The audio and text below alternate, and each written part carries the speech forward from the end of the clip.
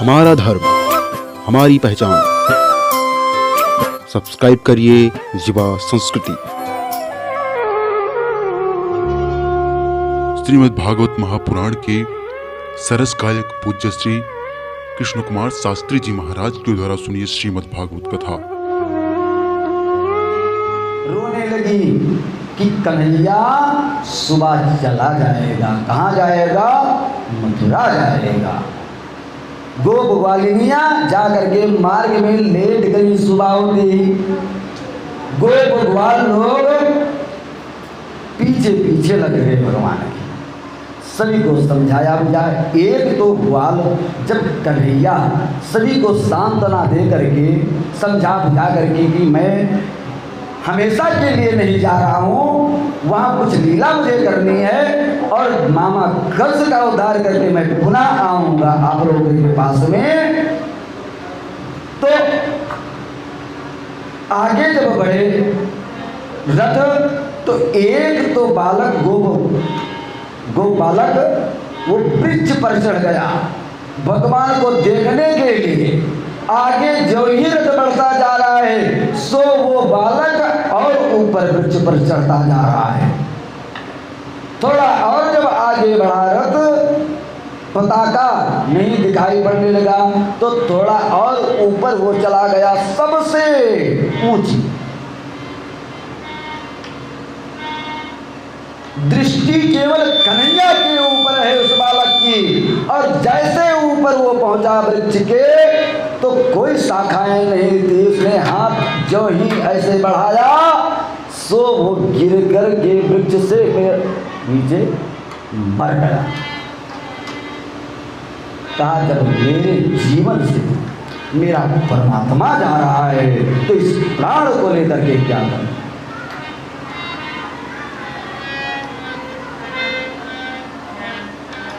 मैया जसोदा जी दौड़ी दौड़ी जा रही है कन्हैया। कन्हैया ने देखा, अक्रूर जी से कहा काका जी रथ को रोको, मेरी मैया आ रही है। अक्रूर जी ने रथ को रोक दिया। मैया दौड़ी करके कन्हैया ने मैया की को पकड़ लिया। मैया ने भी कन्हैया को पकड़ करके अपने कलेजे से लगा लिया और रोने लगी, कहने लगी कि कन्हैया इसीलिए जा रहा है ना, मैं तुझे बांध देती थी, कभी कभी गुस्सा लगता था तो मुझे तुझे कुछ और डांट फटकार देती थी, परंतु ये नहीं जानती थी कि तू मेरा बेटा नहीं है कन्हैया, तू देवकी का बेटा है। ये मुझे नहीं मालूम था। हे कन्हैया कहा भले भैया मुझे लोग देवकी का बेटा कहे, बस देव का बेटा कहे, परंतु जब भी आएगा तो पहले जसोदा नंदन कहा जाएगा कि जसोदा नंदन है हमारा कन्हैया। देवकी नंदन नहीं, जसोदा नंदन कहा जाएगा। इसीलिए हम लोग भी कहते हैं पहले जसोदा नंदन, देवकी नंदन कोई नहीं कहता है। हे मैया मैं तेरा ही बालक कहा हूं, तू भले ही न माने। मैया को समझा बुझा करके वापस कर दिया। कन्हैया चले गए। जमुना जी के उस पार जब पहुंचे कुंवर जी तो पश्चाताप कर रहे हैं। कुंवर जी ये छोटे छोटे बालों को मैं ले आया हूं, अभी मृत्यु के हवाले कर दूंगा। तो भगवान ने जाना कि काका जी हमारे बहुत परेशान है, थोड़ी सी काका जी को भी दिखा दिया जाए। रूप बलराम जी के तरफ कन्हैया ने देखा।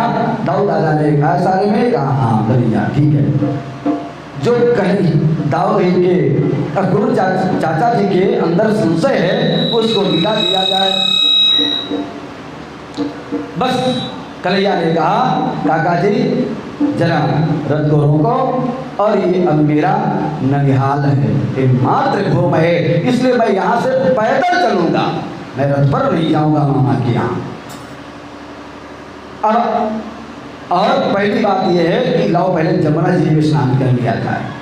कहा तो कहा काका जी पहले आप स्नान कर लीजिए, उसके बाद हम दोनों भैया स्नान करेंगे।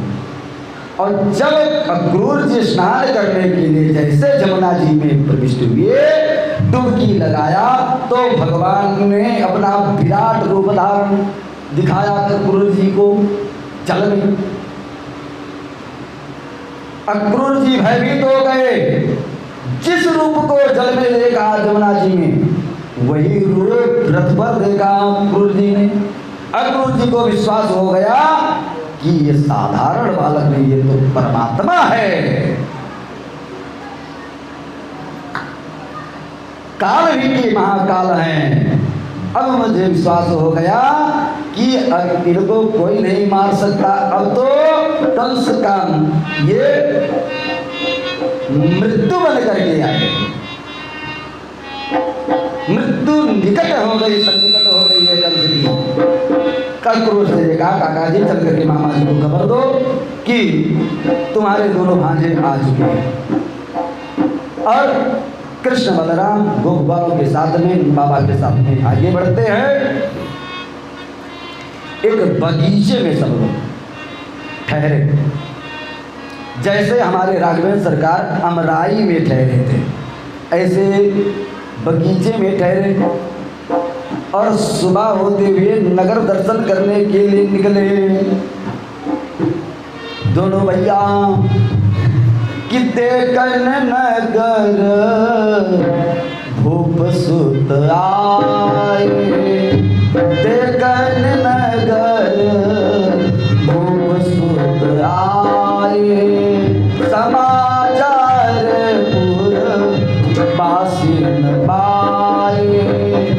दाए राम काम सब त्यागी, मनहु रंग निद लूटन लागी, मनहु रंग निद लूटन लागी। उस सौंदर्यता को देखने के लिए सभी लोग मथुरावासी दौड़ पड़े। और उसके बाद में भगवान सभी को दर्शन दे देने के बाद में यज्ञशाला की तरफ बढ़े। यज्ञशाला में कंस ने इतनी व्यवस्था कर दी थी,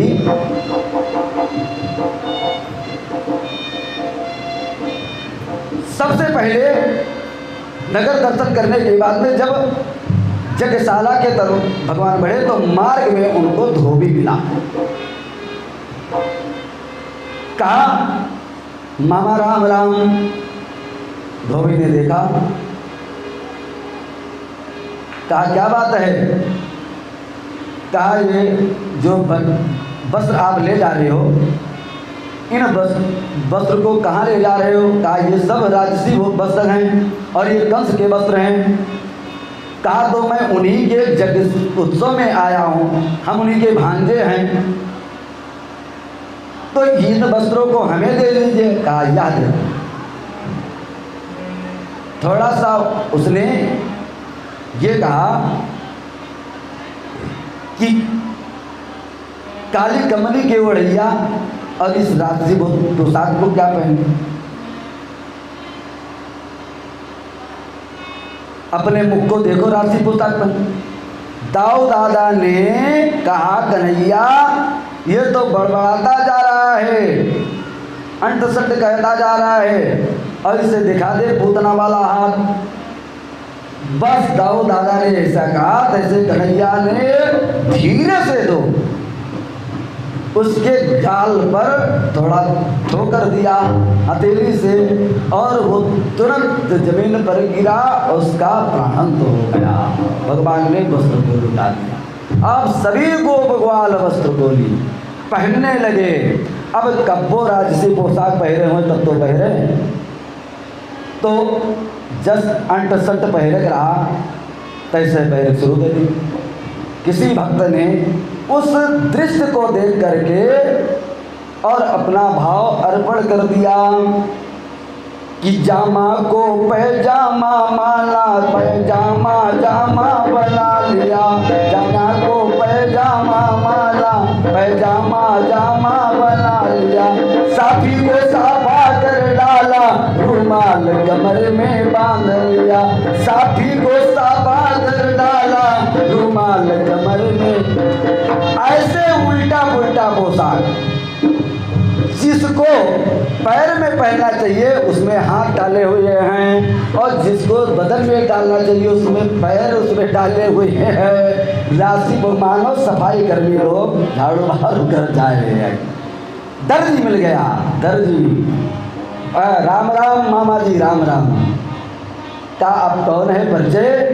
का हम लोग कहीं ये गोकुल से आए हुए हैं और अपने मामा के यज्ञ उत्सव में गाना चाहते हैं।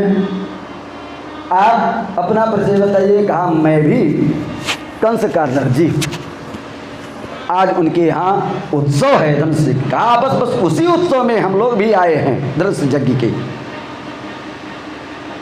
तो दर्जी ने कहा ये जो राशि पोशाक पहने हो ये तो बहुत बड़े बड़े हैं। कहा बस इसको आप सही कर दीजिए।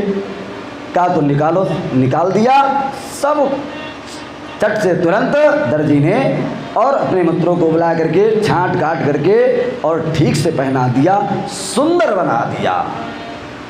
दर्जी को आशीर्वाद दे दिया भगवान ने। क्यों ना, दर्जी ने जैसे धोबी मारा गया तैसे कोहराम मच गया पूरे मथुरा में कि देवकी का लाल कंस का काल आ गया है। और अभी अभी धोबी को प्रसाद मिल गया है, अब सब लोग सावधान हो जाओ। भगवान ने तो आशीर्वाद दिया। कहा जाओ कपड़ा अगर 200 रुपया मीटर है तो सिलाई आपकी दुगनी होगी। आगे बढ़े, माली मिला, माली ने माला को पहनाया। और फिर आगे जब भगवान बढ़े तो अब वस्त्र भी पहने, माला भी। अब भगवान ने कन्हैया से कहा अगर कहीं चंदन मिल जाता तो श्रृंगार बन जाता। बस तब तक क्या था, त्रिविक्रम की दासी डंडा लिए हुए टेकती हुई जा रही थी, हाथ में चंदन का प्याला था। दूर ही से देख करके कन्हैया ने कहा अरे सुंदरी, सुंदरी सबसे से उत्तम। त्रिविक्रम ने पीछे मुड़ करके देखा, कौन मुझे सुंदरी? लोग जो उपहास करते थे, परंतु भगवान कहते हैं कि मैं ऊपर के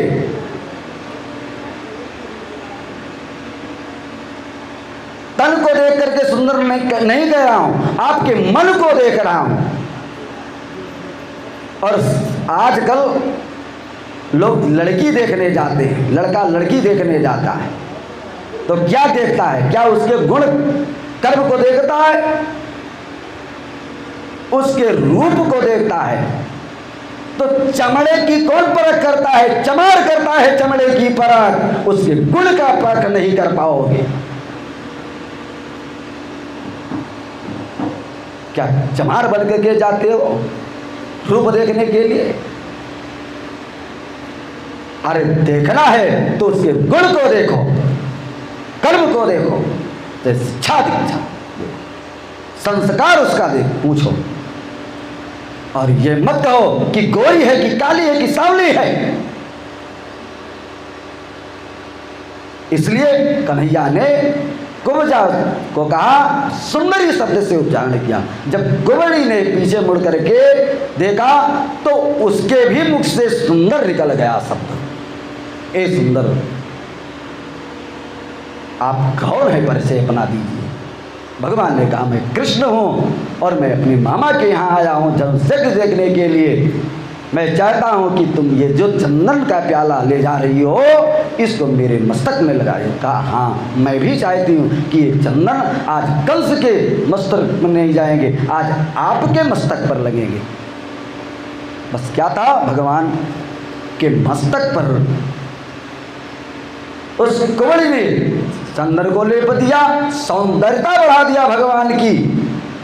भगवान जैसे बढ़े आगे, कन्हैया ने बलदाऊ दादा ने कन्हैया का हाथ पकड़ा, कहा कन्हैया तू बड़ा निठुर है, अभी तो तूने शब्द कहा सुंदरी शब्द कि हे सुंदरी, तो तू किस बात के लिए इसको सुंदरी कहा?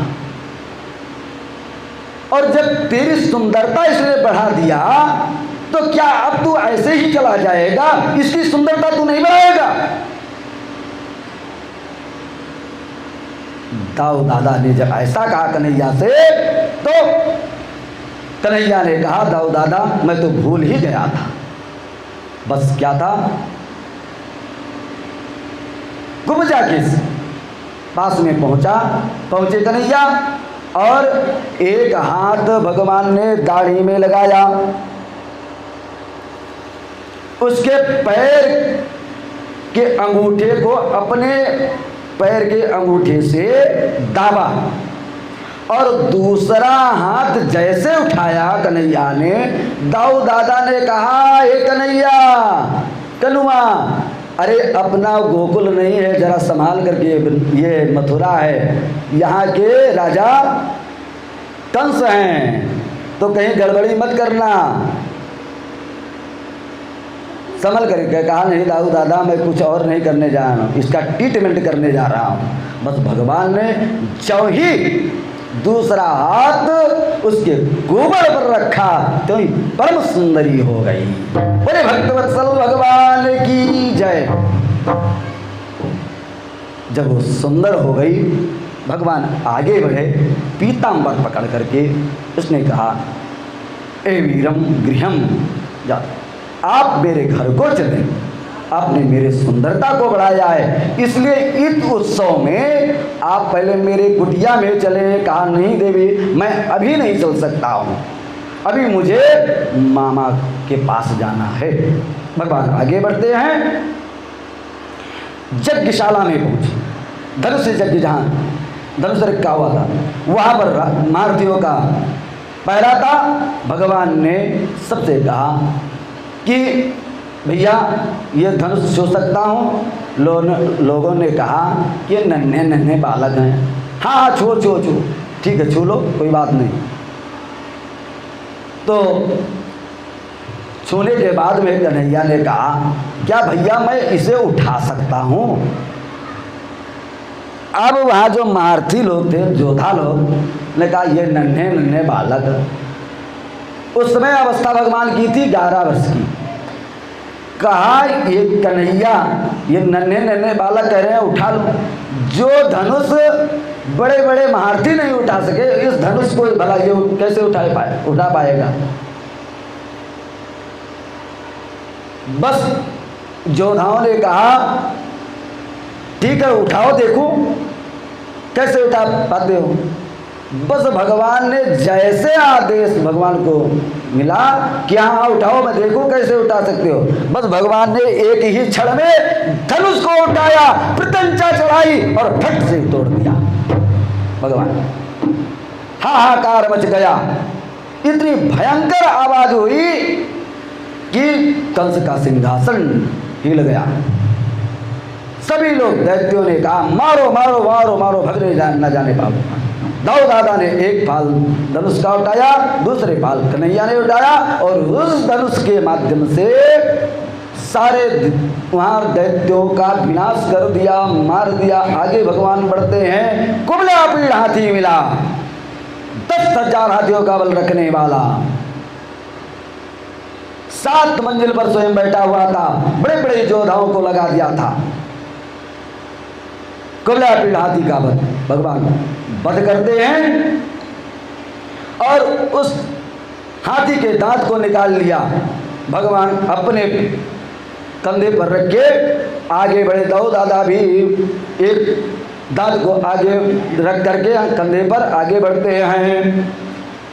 और बाबा गोस्वामी तुलसीदास जी लिखते हैं कि जाकीर ही बावला जैसी प्रभु मूरत देखी तिम तैसी, जाकीर ही बावला जैसी प्रभु मूरत देखी तिम तैसी, जाकीर ही बावला जैसी प्रभु मूरत देखी तिम तैसी। भगवान जिसके अंदर जो भावना थी उसी प्रकार से भगवान ने सबको दर्शन दिया। और भगवान आगे बढ़े, सल तो सल मुष्टिचारुण इत्यादि महारथी से युद्ध किया, मल्ल युद्ध प्रारंभ हुआ। सबको मारते पीटते भगवान पहुंच गए कहाँ? जहाँ कंस स्वयं 7 मंजिल के डांड पर बैठा हुआ था। दाऊ दादा से कहा कन्हैया ने, दाऊ दादा जरा आप नीचे रहना और योद्धाओं को देखना, और मैं मामा कंस से मिल करके आता हूँ। भैया यहाँ भी कृष्ण बन जाओ एक लोग। कहाँ गए? हमने अरुण भैया या किसने कहा है मुझे? वो बालक कहाँ है? किशन कहाँ है मुझे बुलाओ। ये जो मटकी है लेकर के बाहर खड़े हुए, जब हम कहेंगे कि कल हमारा, तुरंत पटक देंगे। दाऊ दादा से कहा कन्हैया ने कि दाऊ दादा तुम नीचे रहना और मैं ऊपर जाता हूँ मामा जी से मिलने के लिए। जैसे कन्हैया ने छलांग मार करके और जब ऊपर पहुंचे कंस के पास में, तैसे कंस भयभीत हो गया। वो चिल्लाने लगा, पुकारने लगा, बचाओ, कोई है मारती जो इसको मेरे नजर के सामने से जल्दी से हटा ले, नहीं तो मैं इसका वध कर दूंगा। कन्हैया ने कहा अब कोई नहीं है यहाँ बचाने के लिए, अब कोई नहीं बचा शेष। मामा जी वही रहे, देवकी का लाल आपका काल 8वां, जो आकाशवाणी हुई थी कि 8वें गर्भ से तेरी मृत्यु होगी। इसलिए हे मामा जी मैं ही देवकी का लाल हूँ और आपका काल बन करके आया हूँ। बस इतना कह करके भगवान ने कंस के चोटी को पकड़ लिया और कस के पकड़ा। जब चोटी को पकड़ा कंस के, अभी नहीं भैया, जब हम कहेंगे कि कृष्ण ने पटक दिया तब पटकना बाहर। तो चोटी को कस के पकड़ा। कंस ने कहा छोड़ दे कन्हैया, छोड़ दे, मुझे दर्द हो रहा है। भगवान ने कहा मामा जी ये छोड़ने की जो बात कर रहे हो दर्द की, याद करो जिस समय मेरी मैया के चोटी को आपने पकड़ा था, क्या मेरे मैया के सर में दर्द नहीं हुआ होगा? अगर ऐसा ही दर्द जिस प्रकार से तुम्हारे सर में दर्द हो रहा है, ऐसे ही अगर सोच लेते तो आपने वो गलती नहीं की होती जीवन में। और जब आपने गलती कर ली तो अब सजा भी आप भुगतो मामा जी। और बस इतना कह करके कन्हैया ने उसके चोटी को पकड़ करके घुमाया। भैया घुमाई दो। ओ घुमा करके वो धाम से पटक दिया। बोले भक्तवत्सल भगवान की जय, कृष्णचंद्र भगवान की जय। कंस का उद्धार। श्रीमद् भागवत कथा अपने शहरों में करवाने हेतु संपर्क करें। संपर्क सूत्र 9628018353। स्थान श्री राम बल्लभा कुंज, जानकी घाट, अयोध्या।